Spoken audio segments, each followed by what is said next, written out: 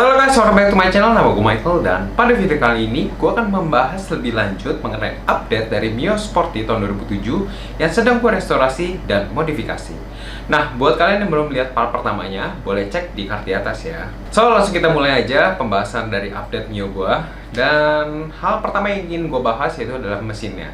Karena menurut gue, mesin dari Mio gue ini merupakan hal yang paling menarik. Karena mesin ini bakal gue bikin ya nggak full spek banget sih, tapi ya semi-semi full spek lah. Nah, gue bakal cerita sedikit dulu. Jadi dari dulu itu, dari zaman SMA, dari zaman main motor, gue kepengen punya motor yang borapan dan stukapan, ya intinya mesinnya udah dimodifikasi lah. Dan akhirnya tercapai juga di Mio gue. Akhirnya gue memutuskan untuk bikin mesinnya itu di bengkel dapur oprekan dengan Mas Aji. Thanks buat Mas Tatuk dari Motomedia. Jadi waktu itu gue ngeliat Mio Sporty-nya Mas Tatuk yang warna biru yang lagi di review, dan gue akhirnya kepincut sih sama bengkelnya. Setelah kontekan sama Mas Aji, akhirnya jadilah gue bikin mesin di situ. Nah, bagian mesinnya itu gue bakal bikin 200 cc. Ya, motor kecil 200 cc. Nah, kenapa 200 cc? Karena gue nggak suka yang tanggung-tanggung sih. Jadi kalau kayak 58an, kayak 150 cc, kayak menurut gue tanggung aja gitu, kayak kurang aja. Jadi akhirnya gue bikin 200 cc. Dan kenapa 200 cc? Karena gue bakal pakai dulu 200 cc, dan mungkin ya, dan kemungkinan besar sih bakal terjadi sih, gue bakal naikin lagi ketika mesinnya memang udah harus dinaikin kayak gitu.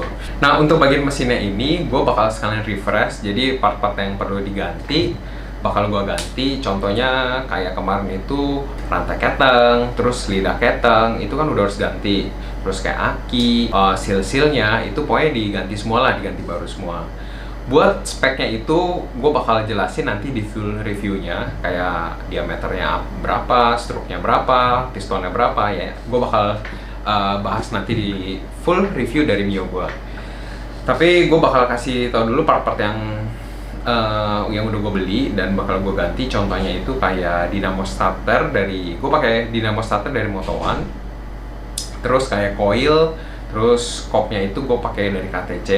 Nah, sebenarnya gue mau pakai dari YZ125. Cuma nyari barangnya itu sih, gue masih belum nemu yang harganya oke dan pasti ori. Dulu padahal gue punya YZ125 koilnya, cuma udah gue jual, udah lama lagi.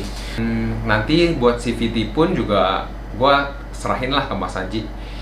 Intinya bagian mesin bakal gue refresh, tapi part-partnya itu masih bisa banyak yang gue pakai juga orinya. Contohnya kayak headnya, bloknya, itu gue dimodif aja, jadi gue nggak beli baru. Nah, ini video update Mio gue ketika lagi di bengkel. Ini bagian crankcase-nya udah dibubut buat neck seher.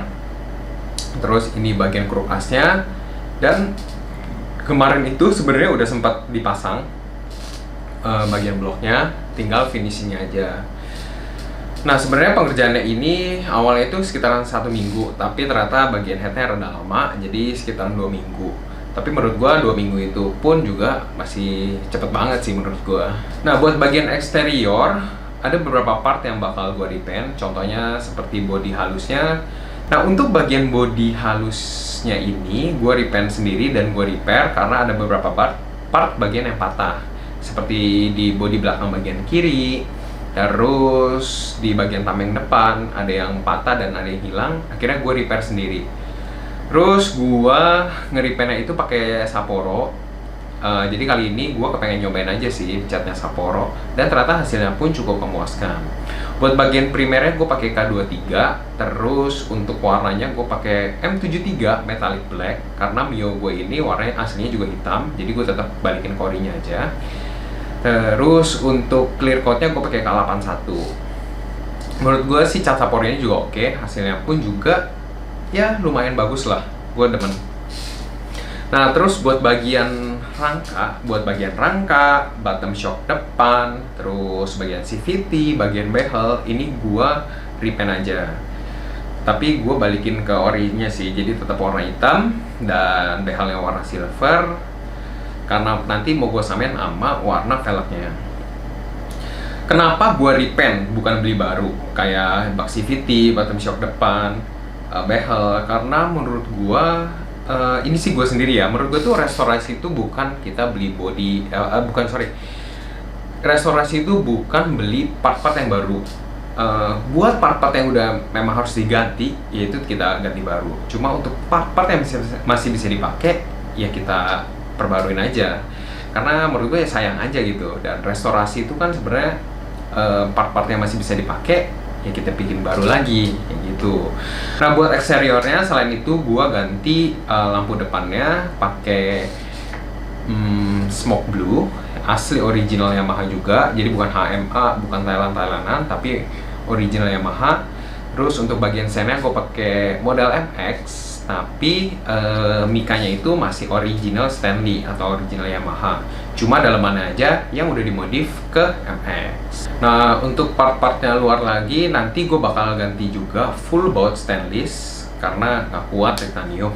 Dan gue lebih suka stainless aja sih, warnanya lebih cocok atau lebih masuk ke motor gue. Terus seperti bagian knalpot gue tetap pakai orinya, cuma nanti di bopok aja di kondom. Paling ganti leheran untuk nyesuaiin spek mesin karena yang udah besar 200 cc.